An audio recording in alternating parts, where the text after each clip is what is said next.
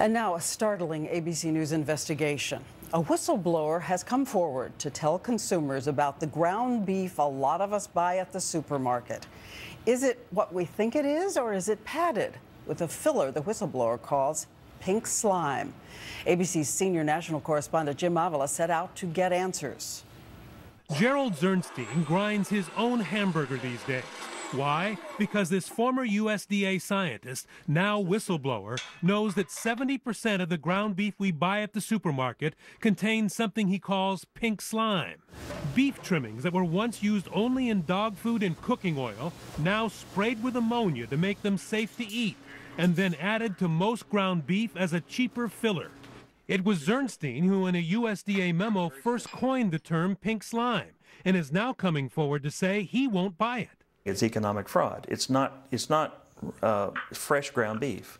It's a substitute. It's a cheap substitute being added in. Zernstein and his fellow USDA scientist Carl Custer both warned against using what the industry calls lean, finely textured beef, and is widely known now as pink slime. But their government bosses overruled them. Why didn't you consider it beef? Because it was a salvage product. Leftovers? Fat that had been heated at low temperature and the excess fat spun out. Here's how it's done. Those waste trimmings are gathered, simmered at low heat to make it easier to separate fat from muscle, put in a centrifuge and spun to finish the separation.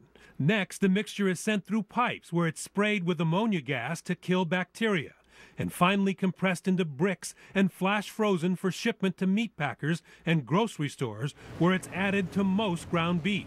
And it doesn't have to appear on the label, because over objections of its own scientists, USDA officials with links to the beef industry labeled pink slime meat. The undersecretary said, "It's pink, therefore it's meat." ABC News has learned the woman who made the decision to okay the mix is former Undersecretary of Agriculture Joanne Smith, a call that led to hundreds of millions of dollars for Beef Products, Inc., the makers of pink slime. When Smith stepped down from USDA, BPI's principal supplier appointed her to the board of directors, where she made at least $1.2 million over 17 years. She did not return our calls for comment. BPI says it had nothing to do with her appointment, and the USDA says, while legal then, under current ethics rules, she could not have immediately joined that board. Jim Avila, ABC News, Washington. And we know this raises so many questions. Jim Avila is going to stay on this case.